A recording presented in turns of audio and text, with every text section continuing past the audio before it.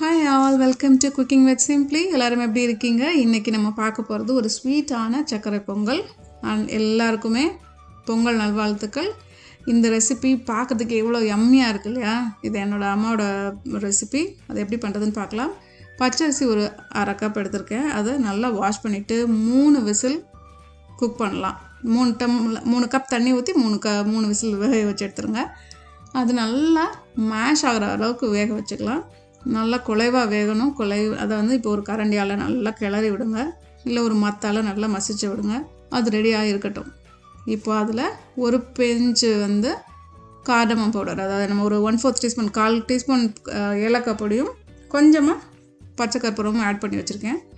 இன்னொரு அடுப்பில் ஒரு பேன் வச்சு அதில் நெய் ஊற்றி முந்திரி பருப்பும் நம்மளோட உலர் திராட்சையும் ஃப்ரை பண்ணிக்க போகிறோம். அது உங்களோட தேவைக்கேற்ற மாதிரி 7லேருந்து 8 இல்லை 10 அது வரைக்குமே நீங்கள் ஆட் பண்ணிவிட்டு ஃப்ரை பண்ணிக்கோங்க. இப்போது ஒரு மைக்ரோவேவ் பவுலில் 3/4 கப்பு வெல்லம் எடுத்து அதை 1 நிமிஷத்துக்கு ஒரு 1/4 கப் தண்ணி ஊற்றி 1 நிமிஷத்துக்கு நம்ம குக் பண்ணி எடுத்துருக்கோம். சப்போஸ் மெல்ட் ஆகலை உங்கள் வெல்லம் அப்படின்னா இன்னும் ஒரு 30 செகண்ட்ஸ் எக்ஸ்ட்ரா வைங்க. இது நல்லா ஆர்கானிக் வெல்லங்கிறதுனால நான் ஃபில்ட்ரு பண்ணல, ஜஸ்ட் அப்படியே ஆட் பண்ணுறேன். அதில் இந்த தூசியெல்லாம் இல்லைங்கிறனால. சப்போஸ் அப்படி இருக்குது அப்படின்னா நீங்கள் ஃபில்ட்ரு பண்ணிவிட்டு ஆட் பண்ணிக்கோங்க. இப்போ இதை நல்லா கிண்டலாம். அடுப்பை பற்ற வச்சுக்கோங்க. நல்லா அதை மிக்ஸ் பண்ணுங்கள். எந்த கட்டியும் அந்த குட்டி குட்டியெல்லாம் வராமல் இருக்கிறதுக்கு நல்லா மிக்ஸ் பண்ணிக்கலாம். லம்ப்ஸ் இல்லாமல் கலரிக்கலாம்.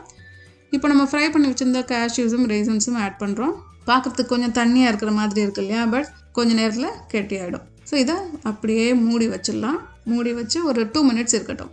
இங்கே அதே பேனில் நம்ம 2 டேபிள் ஸ்பூன் துருவின தேங்காவை வச்சு நல்லா ஃப்ரை பண்ணதை ஆட் பண்ணுறோம். இது ரொம்ப டேஸ்டான ஒரு பொங்கலாக இருக்கும். கண்டிப்பாக செஞ்சு பாருங்கள். மேலும் ஒரு டேபிள் ஸ்பூன் நல்லா நெய்யை மேலே ஊற்றுங்க. அழகாக ரெடி ஆகிடுச்சு. இதை ஒரு சுட நம்ம ஒரு பாட்டில் மாற்றிட்டு நீங்கள் சர்வ் பண்ணலாம். இந்த பொங்கல் எங்கள் வீட்டில் எல்லாரோட ஃபேவரட். அது கண்டிப்பாக நீங்களும் இந்த ரெசிபியை செஞ்சு பாருங்கள். என்னோடய ஃப்ரெண்ட்ஸுக்குமே ரொம்ப பிடிச்ச ஒரு பொங்கல் இது. ஸோ இதை நீங்களும் செஞ்சு என்ஜாய் பண்ணுவீங்கன்னு நினைக்கிறேன். இதே மாதிரி இன்னொரு ரெசிபியில் பார்க்கலாம். Until then, see you, bye-bye, take care. மறக்காமல் குக்கிங் வித் சிம்ப்ளியை சப்ஸ்கிரைப் பண்ணுங்கள். உங்கள் ஃப்ரெண்ட்ஸ் அண்ட் ஃபேமிலி கூட ஷேர் பண்ணுங்கள். தேங்க்யூ.